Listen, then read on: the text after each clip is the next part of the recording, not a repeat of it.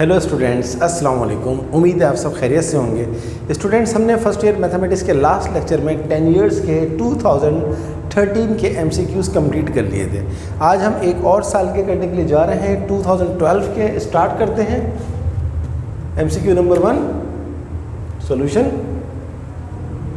देखें, यहाँ पर मैंने स्टार्ट किया MCQ नंबर 3 से।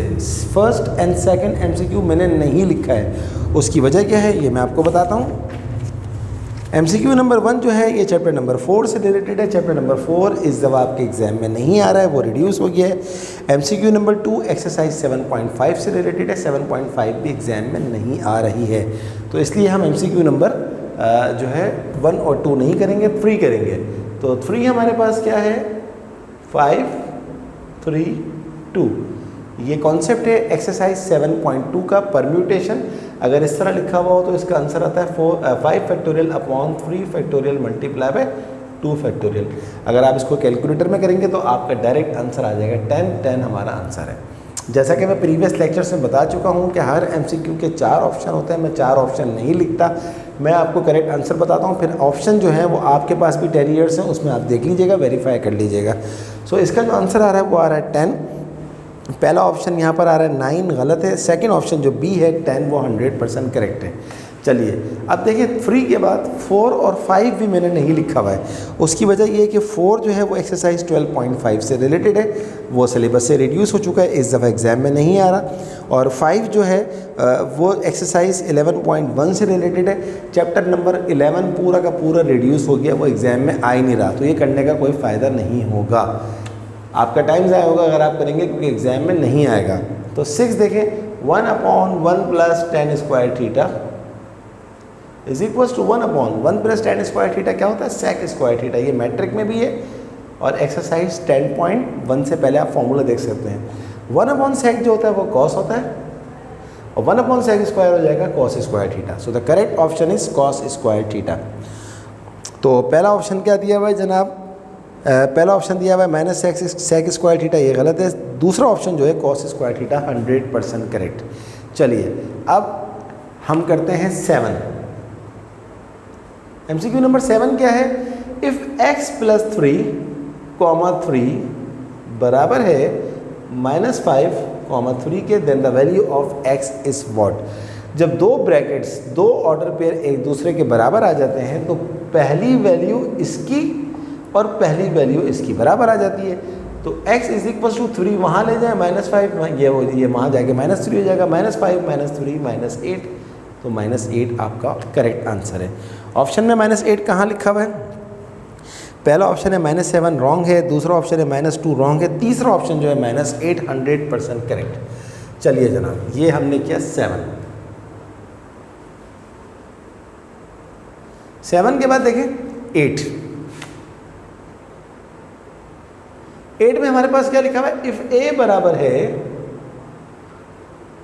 2 3, b बराबर है 1 2, then a - b is what. a - b क्या होंगे, वो एलिमेंट जो a में हो बट b में ना हो।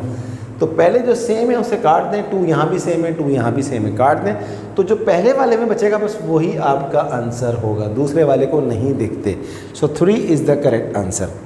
ऑप्शन में क्या है, पहला लिखा हुआ है 1 1 गलत है, दूसरा लिखा हुआ है 0 3 ये भी गलत है, तीसरा है third option C 3 is 100% correct. चले जनाब, अब हम 9 देखते हैं।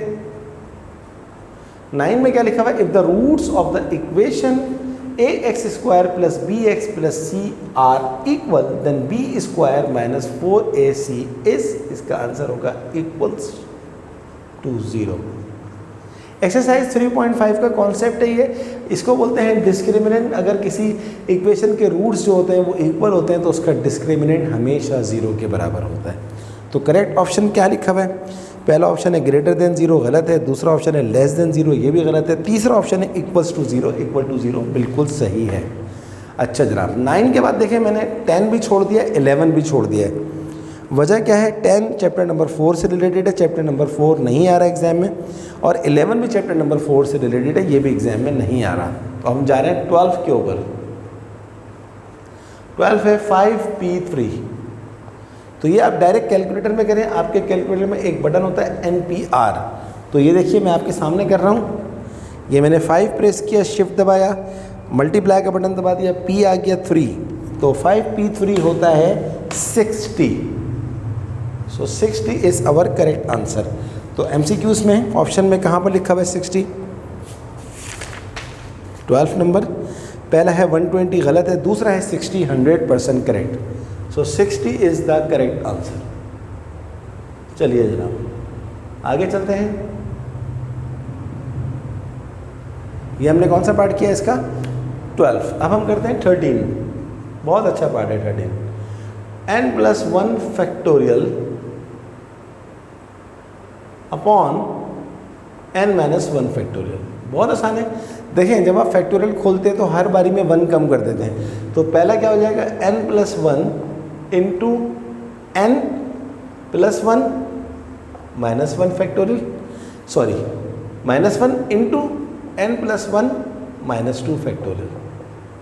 सही है, हर बारी में एक कम होता जाता है। और नीचे वाला जो लिखा हुआ है n-1 फैक्टोरियल ऐसे ही लिख दिया। आगे चलते हैं। n+1 इंटू 1 से 1 कट गया, क्या बाकी बचा? n इंटू n-1 कितना होता है? -1 फैक्टोरियल अपॉन में क्या लिखा हुआ है? n-1 factorial. n-1 फैक्टोरियल से n-1 फैक्टोरियल कट गया, तो फाइनल आंसर आ गया आपका n into n+1। So this is our correct answer. देखते हैं किस MCQ नंबर पे कौन सा ऑप्शन है ये। पहला लिखा हुआ है n गलत है, दूसरा लिखा हुआ है n-1 ये भी गलत है, तीसरा लिखा हुआ है n+1 ये भी गलत है, fourth option n into n+1 100% correct. तो हर बारी में आप एक कम करते जाएं, पहले 1 कम करें, फिर 2 कम करें, फिर 3 कम करें, इस तरह इसको कैंसिल करना पड़ता है। चाहें तो एक्सरसाइज 7.2 मेरी प्लेलिस्ट में जाके देख लें, उसमें कंप्लीट कॉन्सेप्ट है। चलें अब हम करते हैं MCQ नंबर 14। 14 में लिखा हुआ है if n is a natural number the middle term in the expansion of a + b की पावर n। मैं MCQ पहले वेरीफाई कर लूँ।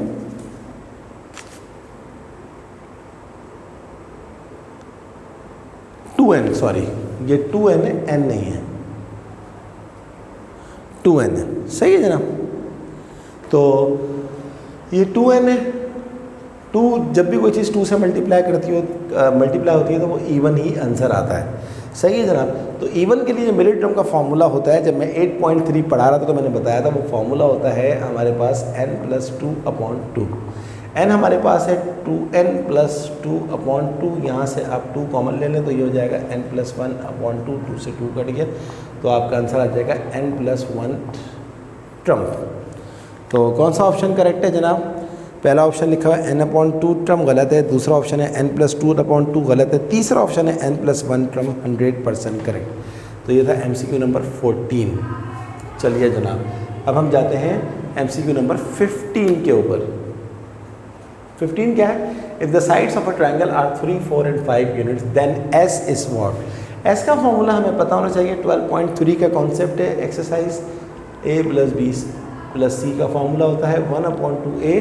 पहली साइड आपके पास 3 है +4 +5, तो 5 और 4 9 और 3 12, 12/2 होता है 6। तो S का वैल्यू क्या आ गया? 6। करेक्ट ऑप्शन क्या है? 6। तो पहला ऑप्शन हमें क्या दिया हुआ है? 4 गलत है, दूसरा ऑप्शन है 12 ये भी गलत है, तीसरा ऑप्शन है 5 ये भी गलत है, चौथा और फोर्थ ऑप्शन जो है 6 100% करेक्ट है। चलिए जनाब अब हम करते हैं MCQ नंबर 16। 16 में क्या लिखा हुआ है? cot -θ is equals to. तो जब भी tan से, cot से, sin से, cosec से माइनस की साइन मल्टीप्लाई होती है तो वो माइनस बाहर आ जाता है। हाँ अगर यहाँ cos लिखा हुआ होता तो माइनस ख़त्म हो जाता। तो cos और sec के अलावा सबके साथ माइनस की साइन बाहर आ जाती है। तो करेक्ट ऑप्शन है -cot θ। पहला ऑप्शन है हमारे पास -cot θ, पहला ही ऑप्शन करेक्ट है। सही है जनाब। आगे चलते हैं। ये था 16। 17 में हमसे क्या पूछा जा रहा है? The multiplicative inverse of CD is equals to. ये कॉम्प्लेक्स नंबर है, तो मैंने आपको पढ़ाया था कि AB अगर एक कॉम्प्लेक्स नंबर है तो इसका जो मल्टीप्लिकेटिव इनवर्स होता है उसका फॉर्मूला होता है A/(a² + b² minus B upon A square plus B square. अब यहाँ पर ए भी नहीं है, यहाँ पर सी डी है, तो इसका अब क्या बन जाएगा, ये बन जाएगा C upon C square plus D square minus D upon C square plus D square. So this is our correct answer. तो ऑप्शन में कहाँ है ये, पहला ऑप्शन है 1 upon C square comma 1 upon D square गलत है, दूसरा ऑप्शन है C upon C square plus D square comma minus D upon C square plus D square, 100% correct. So the second option is correct. चलिए ये था हमारे पास 17। अब हम जा रहे हैं 18 के पास। 18 MCQs क्या है, if -4 and 8 are the roots of a quadratic equation then the equation is. तो आपको रूट्स दिए हुए, पहले को आप कहते हैं अल्फा और दूसरे को आप कहते हैं बीटा।